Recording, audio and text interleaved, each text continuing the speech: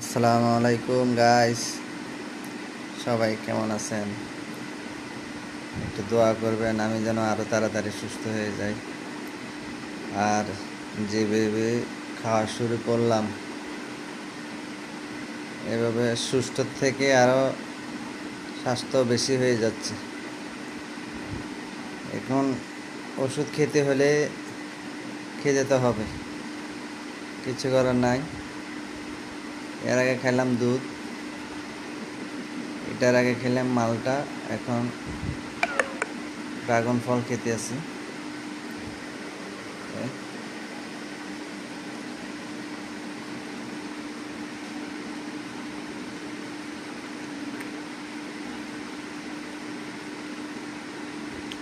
তো সবাই ভালো থাকেন, দোয়া করিয়েন।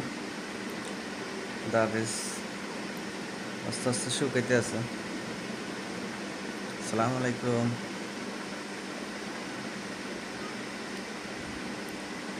মানে ন খাইতে চাইলেও খেতে হয়, কিছু করার নাই, সুস্থ থাকার জন্য আর কি। আসসালামু আলাইকুম।